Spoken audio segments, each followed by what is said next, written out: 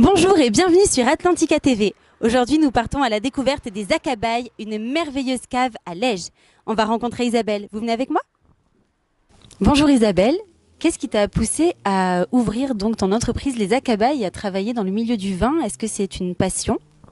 Une passion, ça l'est devenu plus tard.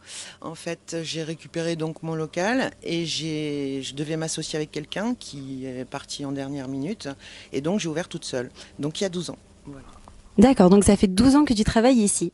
Et alors, quelle est ta journée type quand tu arrives aux Acabailles, Isabelle?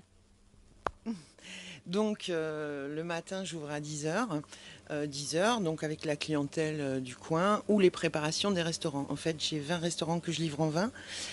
En dehors des horaires de cave, c'est-à-dire que c'est ouvert 10 heures, midi et demi, la cave fixe ici, et 16 heures, 19h30 à peu près.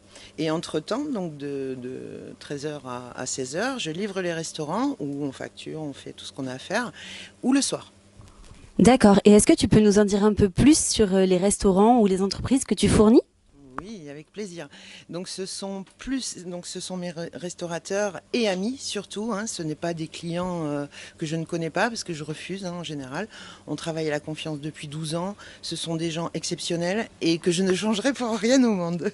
Voilà. Donc je vais vous parler des endroits un peu que je livre en vin. Donc le Porge Océan. Donc j'ai 3 restaurants là-bas qui est le Bikini Café, la Pizzeria des Bois et la Joncière.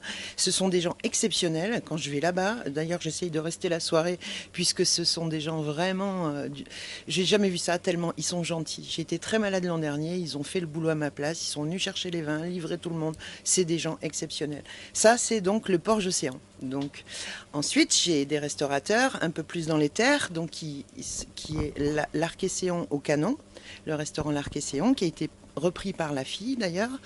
Un nouveau restaurant qui sont des gens exceptionnels aussi, le Batelier à Lège, qui vient d'être acheté il y a 2 mois par des gens exceptionnels. Le Maquila à Arès aussi. Le patron est basque, sa femme est super aussi, elle vient de l'Est comme moi.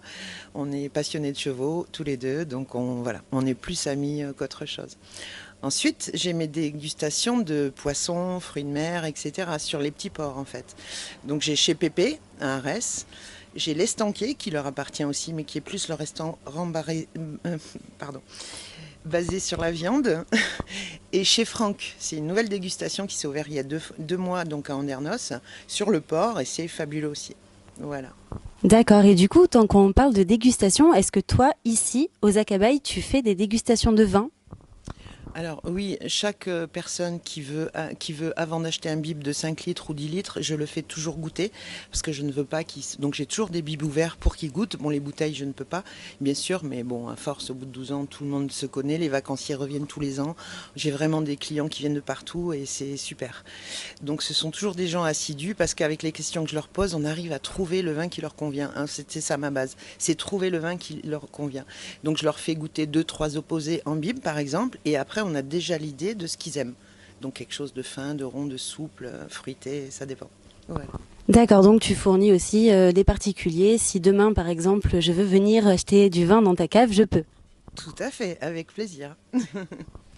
J'ai une question parce que depuis un certain temps, on a remarqué que les vins qui se vendaient étaient de plus en plus jeunes. Est-ce que c'est une raison, est-ce que c'est la mode ou est-ce que c'est une raison économique? Donc alors ça n'a rien à voir avec la mode, c'est surtout qu'avant les vins on pouvait les garder très très longtemps. Aujourd'hui chaque château, parce que je suis en direct des châteaux, alors soit eux-mêmes sont œnologues, soit ils emploient donc des œnologues au moment des récoltes, et donc ils arrangent leurs vins en fait, mais tous les vins aujourd'hui sont faits pour 8 ans. La preuve, les grands crus classés, etc., vont commencer à décoter après 8 ans. Donc, c'est plus comme avant du tout. Les vins ne sont plus faits de la même façon. Alors, exactement pourquoi la réelle cause, je ne la connais pas, mais c'est comme ça dans tous les châteaux. Sauf certains qui nous garantissent encore de bosser comme avant. Donc, j'ai encore des petits papis qui travaillent comme ça, etc. Voilà. D'accord. Qu'est-ce que tu peux nous dire sur les clients que tu as? Est-ce qu'ils viennent du coup de partout en France? Est-ce qu'ils viennent se fournir chez toi vraiment de partout? Ou est-ce que ça se cantonne vraiment que au bassin? Ah non, ça vient de partout, puisqu'il y a toujours des gens un jour ou l'autre qui viennent en vacances. Moi, je ne suis pas du tout placée pour tourisme de base, quoi. Je ne suis pas placée en plein centre-ville, ni en bordure d'eau, donc etc. Donc c'est beaucoup le bouche à oreille. Donc les amis des amis, où ils goûtent les vins dans mes restaurants, en fait, enfin chez mes clients, restaurants. Et après, ils reviennent souvent. Donc le restaurateur donne toujours ma carte ou comme ça, explique d'où vient le vin. Et ils viennent chercher en général les gens comme ça. Après, il y a un petit peu de passage qui va s'arrêter, mais ces gens-là reviennent toujours. Donc normalement, c'est très bien, quoi. D'accord. Ouais. Alors c'est vraiment comme ça que tu te fais connaître et que tu arrives à te faire connaître sur la région. Tout à fait, c'est comme ça, voilà. Depuis 12 ans, c'est comme ça, donc ça progresse encore au bout de 12 ans.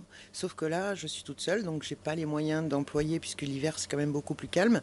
Donc en fait, je bosse à fond l'été et l'hiver, donc je prends un peu de vacances en février. Voilà. Et j'ai une autre question. Nous sommes quand même géographiquement très proches de Bordeaux. Est-ce que tu as donc des partenariats avec plusieurs châteaux bordelais? Bien sûr, hein. Donc enfin partenariat, oui, enfin je suis un peu leur client si on veut, mais c'est surtout aussi des amis avec le temps, ils ont entièrement confiance. C'est toute une base de confiance. Déjà, après, ils ont des nouveaux vins, ils me les font goûter. C'est très rare que je prends à des nouveaux châteaux que je ne connais pas, ou si l'hiver, si j'ai le temps de déguster, mais je ne change les vins de la cave que quand je trouve mieux des appellations que j'ai déjà. Alors Isabelle, vu que là la saison estivale arrive, quel vin pourrais-tu conseiller à nos téléspectateurs d'Atlantica TV? Très bien. Donc la saison est bien commencée ici quand même. Donc en rosé de Provence, je vais vous proposer un Provence en fait qui est excellent. C'est un tout petit château à Bormes-les-Mimosas et qui est parfait en fait, qui est fait dans la tradition. En rouge, je vais conseiller ce Grave qui est le château Mauléon, château de Teste et qui est excellent. Super, merci beaucoup Isabelle. À très bientôt sur Atlantica TV.